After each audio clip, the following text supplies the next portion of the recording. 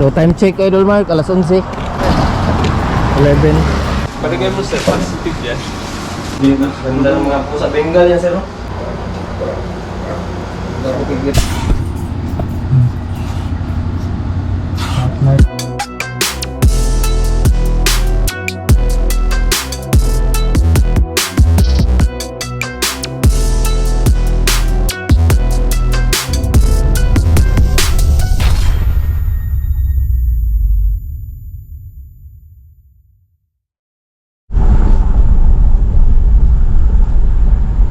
Yan mga idol, good evening. So may emergency rescue tayo mga idol. Sunduin natin si Idol Mark mga idol. May tawag ka agad mga idol. Ayan, dito na si Idol Mark. Ayan, so balik rescue tayo mga idol. Pero gabing-gabi na. Ayan, ayan si Idol Mark. Sunduin natin si Idol Mark. Ayan.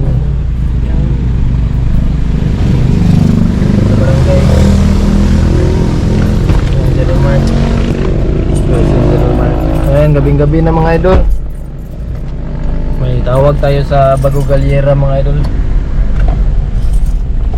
So, report nila mga idol. Dalawang ahas sa ilalim ng kulungan. So, ayan mga idol, time check tayo mga idol. Inaantok na ako mga idol. Ayan o, gabing-gabi na mga idol. Pwede na. Mag-11 na si Idol Mark. Inaantok ka na Idol Mark? Medyo. Ayan, inaantok na kami. So malamig pa yung simoy ng hangin ngayon mga idol. So sana abutan pa namin yung sa Marcobra. So shoutout sa mga idol natin dyan na always nakasubaybay, na nag-aantay sa mga rescue natin mga idol. So salamat. So ito, sana may upload tayo, may huli tayo ngayon para at least ma-upload na natin mga idol. So update kami later. Gana kami, Idol Mark. Medyo madilim. Doon na lang sana malakas yung ilaw nila doon para maliwanag. Sana maliwanag yung area nila. Update kami later mga idol. BHW. Ayan mga idol, andito na kami mga idol, Bago Galiera mga idol. Siya si Idol Mark. So late night rescue tayo mga idol. So makikita nyo dito mga idol, napaka masukal yung area nila dito. Ayan. So time check Idol Mark, alas 11. 11. Ayan. So itong daan na to mga idol, papunta na yan ng Dumoy. Dumoy, papunta ng Turil yan, Turil. So labas yan ng Turil. So dito tayo mga idol, yan si Idol Mark. So sana mahuli natin mga idol para safe sila mga idol. Roll kay Idol Mark. Dito tayo mga idol sa isang bahay. Gabi sir. JP tayo, JP. friend. JP and si Mari. Hi, Mark. The rescue din ni sir, bali mo na mga dito si. Sabi nga nila, after nag gaduhan na wait lang na, may na-mention man ko mong friend yung nag-rescue daw ng Cobra. Tawagan ko siya. Hindi man ko siya makontak. Snake prone dyan yung area sir. Palagay mo sir, positive yan. Snake prone to siya dito. Kasi ganito, medyo shrubby. Positive talaga siya. Marami pa lang po sa set. Dito na naman. Native. Ganda ng mga pusa Bengal yan sir, no? Dili, native lang yan. Kato, version. Dalawa siya. Dalawa. Ang isa, Nandyan lang sila. sulok. Parang naka-ano lang sila, naka-siksik. So yan mga idol. May pala sila mga idol. Mga siksikan. So pasukin ko na to sir. Sige, sige. Ayan mga idol, pasukin niya. Ano, i-open. Kasya nakadala to. Kasi Okay lang. lemon ta. Ayan mga idol. Positive to na sa Marcobra mga idol. Baby mga idol. Ano yun? Ginumos ko. Highly venomous to sir. Ha? Highly venomous. Ano ba? Pumapasok to sila dito kasi may mga daga. Hinahabol nila. So ganito kaliit. Kaya pa niyang ang daga. So yan mga idol. Kita mo. Sa Marcobra positive to. So parang dalawa talaga siya. Dalawa yan. 1 year pa to sir. Parang may nakain nga siya, sir. Kana, 1 year na lang siya. Oo. Ay, hindi pa, less than. Sorry. 1 month pa pala, 1 month. 1 month wala din, sorry. Naantok na kasi ako, mga idol. Ayan, so kunin natin mga idol din, mag-sneak. Totoo. Oo. Tapos, pinasok ko siya ngayon lang. Oo. Ngayon, naglinis ako ng litter box ba? Pag tanggal ko siya, may ahas man sa gilid. Kasi delikado din yung pusa kasi, sir. Kasi yung pusa, trigger yan sila. Pag sa ganito kaliit, kinakain nila. Kinakain ng pusa. Yung mga maliliit na ahas. Pero ganyan siya kalaki, may venom na yun. Upo. Yung summer cobra, sir, pag baby pa yan, so talagang may ano na yan sa kaagad. Yun o. May dalawa pala talaga mga Dalawa idol. sila. Dalawa din. Yan, dalawa. Yan, dalawa mga idol.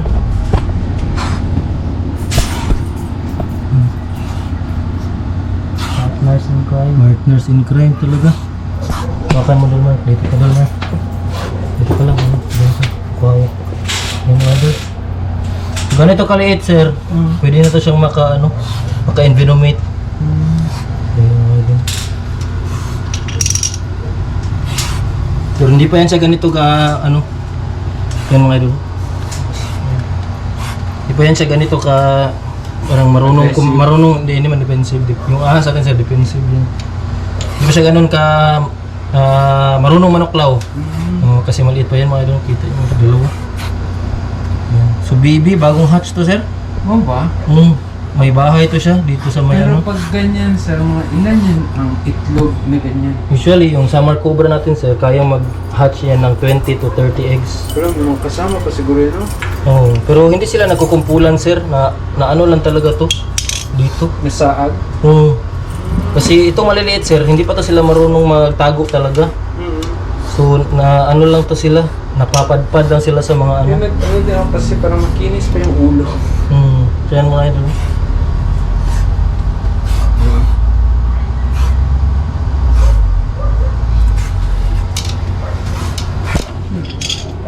So always yan, ganyan dito sir, buta pa talaga sir. So ganito. Yan tayo dito. Yan na. Kuha naman akong flashlight. Yan mga idol, so dito na lang, okay lang to dito. Kuha naman flashlight. Yan, so mag-snake awareness tayo kaunti kanila sir. So yung ganito sir, hindi pa siya ganito ka-delikado talaga kasi malito man siya. Ang nakadelikado lang nito is yung mga alagang hayop natin kasi pwede siyang makagat. Pag makagat siya, Pero kung tao to sir, hindi pa masyadong hindi siya fatal. hindi pa siya ganun ka-fatal talaga. Lalo na kung sa adult natin, tulad natin, hindi pa ganun. Kasi yung volume ng venom niya, hindi pa siya ganun ka madami. Pero yung potency ng venom niya is enough to kill a human yun, pero hindi pa siya ganun kadami na parang necessary to kill a human. Ganito, Rescue ninyo yan, sir. usually sir, ang advocacy namin sir, rescue and relocation. We relocate wildlife. Kasi yan yung natin sir. Ito kasi sir, yung mga ahas natin sir, nawawalan na to sila ng bahay talaga. Endangered na ba yan, sir? Hindi naman. Partly sir, they are endangered due to our development. Nawawalan na kasi sila ng mga bahay. Tulad dito sir, yung dyan, yung ginagawang tulay. Isa yan sa mga reason sir kung bakit may naliligaw na mga ahas sa mga kabahayan. Kasi dapat kasi sir, yung ilog natin sir, dapat malayo sa, yung bahay natin dapat malayo sa ilog talaga. Tsaka yung development natin hindi palapit sa ilog. Pero given na kasi dito, tulay yung ginagawa, nare-disturb din yung natural habitat. Opo. Ganun na din yung disadvantage sir sa sa kapag may infrastructure tayo. Kahit di mag-road widening, meron ding mga instances sir na kahit hindi siya ganito rural area, meron ding mga minsan sawa pumapasok sa mga lalo na kung downtown area. Pumapasok nasira yung lugar nila, lalo na yung sa ilalim ng drainage, yung gano'n, pag binubungkal nga sir. So ayan, so Ayun mga idol, itong ahas na to is ang native to sa atin sir, Samar Cobra. So, nasa Samarensis, ang kanilang ano sir, ang kanilang pagkain sir is daga. Teka. So, ganito, kumakain pa to siya ng butiki. Ganito. So, most probably dito sir, butiki yung hinahanap niya dito. Inabol niya. Opo, butiki. Kasi, pwede siya kumain ng mga buwit, maliliit na mga daga. Pero sa nakikita ko, parang butiki dito sa area. Yan. So, napapadpad doon sila dito sir kasi yung scent kasi ng mga rodents, naamoy nila. Tapos, yung gap, yan, may maliit na gap. Yan, pwede silang pumasok. So yan mga idol, bali relocate natin to sila. Buti na lang walang nakagat dito sa mga alaga ni sir na mga So ang ating rescue mga idol, libre yan siya mga idol ha. So lalo na kung cobra, delikado kasi sa tao mga idol. Always natin pinupuntahan kaagad yan. So priority natin yung cobra kasi threat to human life siya. Tapos wala nang matawagan sila sir kasi naiba. Buti na lang nasa Facebook. Pwede din tayo 911 mga idol, pero ang sa amin kasi kapag sa advocacy natin, mas malaki yung tulong kapag kami yung tinatawagan nyo kasi binabalik natin sila sa natural habitat nila. Kasi yung sa 911 sir, sa Crocodile Park nila yan nila Ginalagay. sa zoo. So hindi natin disregard yung zoo, pero hindi kasi hiyang yung mga wildlife natin sa kulungan. Tama. So they have a place din po na yung mga wildlife natin kahit threat to human life siya, kailangan lang talaga natin silang i-relocate. Kasi itong mga sir, hindi naman sila ginawa ng para inflict ng harm. Yung purpose kasi din ng mga aser is biological pest controller to sila. So sa lahat ng sir, sa lahat ng mga dumi, gaya ng mga peste natin ng mga daga, sila yung nagre-regulate sir. Yun lang, inaabutan lang tayo ng encounter nila sa itong mga cobra sa mga tao kasi tayo parang may area tayo sa kabahayan natin na malapit sa gubat or kanilang bahay, yung mga ilog. Yun kasi yung natural habitat ng mga cobra sir. Yung mga malapit sa ilog. Medyo madami. Opo, ilog tapos may small to medium forestry. Yung makita mo yung mga kawayan, mga yun. Doon sila lumitira. May kawayan dyan sir. This is pa to? 1 month pa siguro to.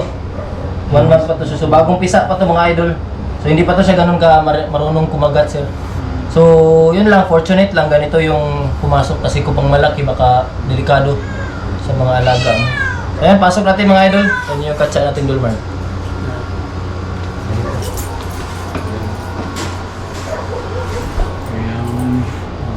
Yung malaki nito sir, mas madali siyang i-rescue. O yung maliliit, yung mahirap kasi medyo kailangan mo ng teknik-teknik ba na Ayan, pasok natin mga idol. So dalawa sila. Picture na doon natin. Sige, sige. Okay lang. Dito, okay lang guys. Para na. Hindi pa yan sila marunong mga gat, ganito kaliit. Bigyan natin. So Samar Cobra mga idol, highly venomous. So ito yung natin, pinapriority natin. Pero nag-rescue tayo mga idol ha, para hindi pa tayo mga idol. Nag-rescue tayo para i-relocate natin sila. Gaya lang din na yan ng 911 mga idol. Kasi yung 911 hindi na nila pinapatay, sinusurrender niyan sa zoo. Ganon din. So save lang tayo ng na ginagawa ng city natin yung kasi yung 911 under yan sa city. So CDRRMO. So meron din silang kasi meron tayong sir meron tayong law ng DNR na RA 9147. Yun yung nagpo-protect sa mga wildlife. Pero it's case to case basis. Kasi kung ma-endanger din ang life nyo, pwede din silang mapatay. So check natin yan dyan sir. Yung mo. Yung last one. Malalaman din. Pwede natin i-check. Hello. Hindi ako pigiring mo.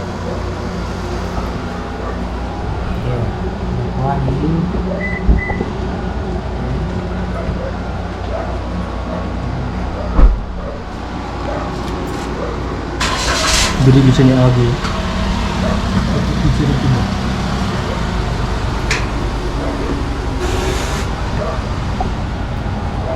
Kita lang sila ng mga pahulayan. Hindi po diri yun.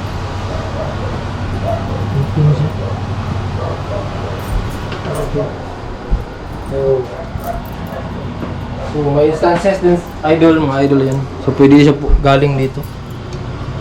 Yung sa drainage, open yung drainage. Pwede din siya galing dito. Check natin kung ano siya. So hanap tayo ng bakas mga idol, baka dito siya dito siya nag-hatch. Kasi snake prone kasi ito yung mga ganito sir, yung mga tambak-tambak. May anak kasi may bata pa. May anak ka. Like 15 years. Okay. Pero wala kang maliliit na bata. Wala po. Pero may mga kitten ako. Okay. Sa balay, na ako Scottish. Huh? Scottish Straight. Highland Street. Bago na nang palit po. Makalingaw ba? Nagabaligya po ka sir. Oo. Okay. Yan mga idol, check natin tong bushy na ni sir. Yung may trees ang okay lang, ko na lang yung mga kaang sir ha? Para double check na lang tayo. Kasi total andito naman tayo ba. Balik mo na lang to. Ayan mga idol, check natin itong ni sir. Kasi yung ganito mga idol, snake prone kasi to. Yung mga bushy area na hindi nakikita ng tao.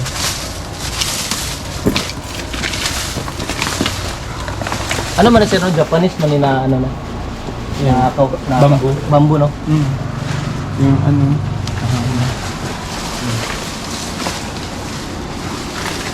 Sa maraming sir, halaman. Ito sila. Ito parang hintay sila.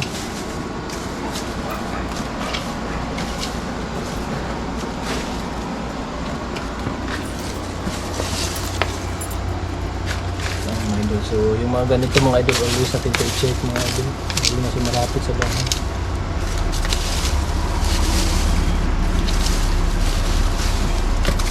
yes, parang sa butas or ano lang. Ano sir, pag ganito, Parang yung hanapan mo yung nakatabon butas, opo. Kung may butas. Tapos isang din is may pinagbalatan ng ahas. Yung luno ganing nga sir. Pwede mo yun. Yung may mga traces na ay sa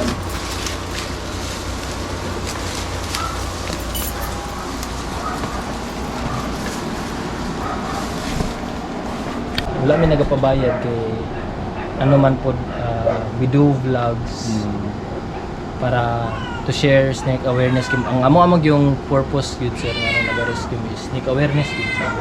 So advocacy Ito naman lang sa among good sa ako pud kay may ligo ko sa ayo. Dili po ko basta lalo na patay. yung ganun. Sabi ng miss, tawagin ng kapitbahay sa buhay hindi. May hotline yung sa Cobra. Dito. Sking. Kita niyo?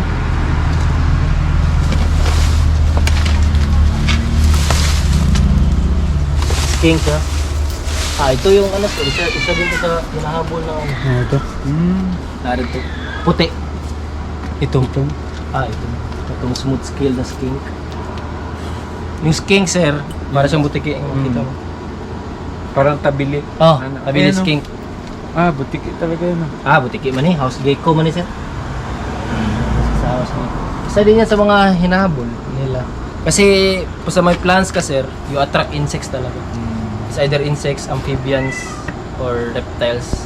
So, kapag ganito, may makita ka man siguro na baki siguro na ka na mag-ana. Diri no? Kanang payat. Color brown. Brown. Dahil mga idol, paalam na tayo. Nakuha na natin yung Summer Cobra. So, andito si sir. Okay lang i-appeal ka naman sir? Okay. Sir Efren sir no?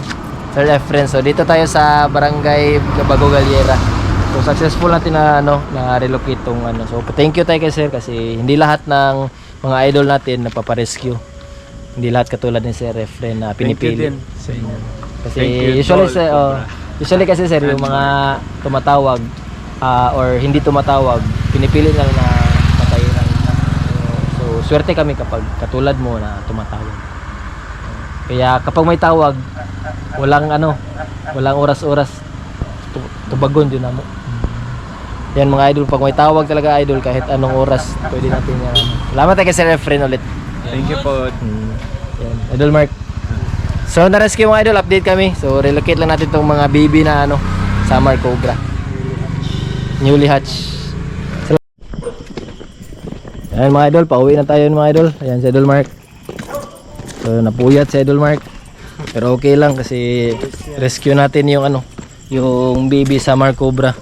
So ayan mga idol, nakikita nyo yung Summer Cobra mga idol na baby pa mga idol, hindi ganun pa marunong kumagat.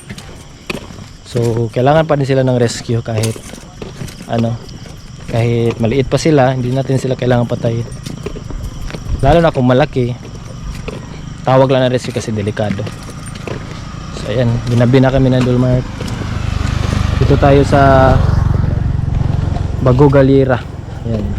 So doon ang daan natin mga idol, papunta pabalik sa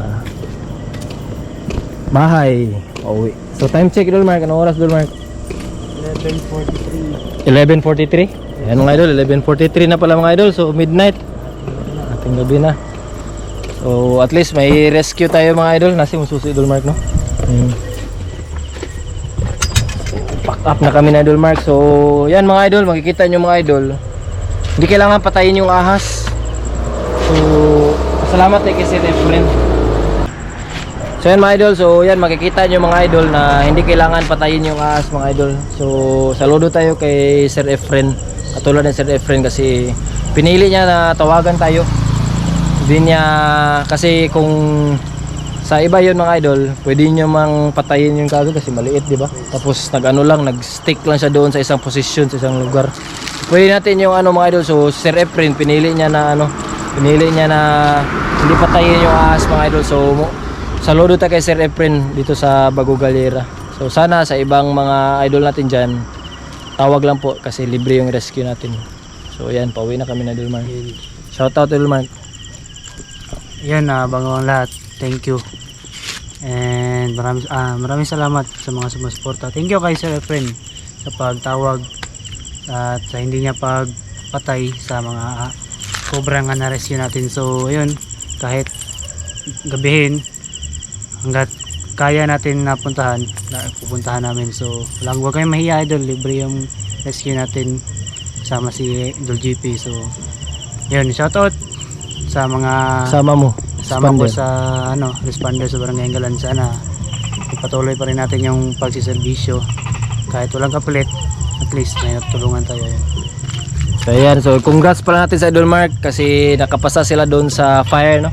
Fire na training, no? Na course, no? Yung fire nila na course, so basic firefighting course nila. So mahirap yun mga idol. Isipin nyo na firefighting course yun siya. So hindi basta-basta yung training na dinaanan nila Idol Mark. So first part pa lang yun, no? Second part na yun siya. So andun na sa second part si Idol Mark sa training nila. So hanggang July, no? July, no? August. Actually, June. June. So malapit na mga idol, 2 buwan na lang. So graduate na sila sa Idol Mark. So sana pagpalain sila Idol Mark. Saka yung mga kasama niya sa Barangay Anggalan. So shoutout doon sa mga responder taga Barangay Anggalan. So kung mga idol natin dyan, paturo kay Idol Mark. Sa mga kasama, mga responder ni Idol Mark, paturo kayo manghuli ng ahas. Wag lang yung wag lang yung cobra. Salamat.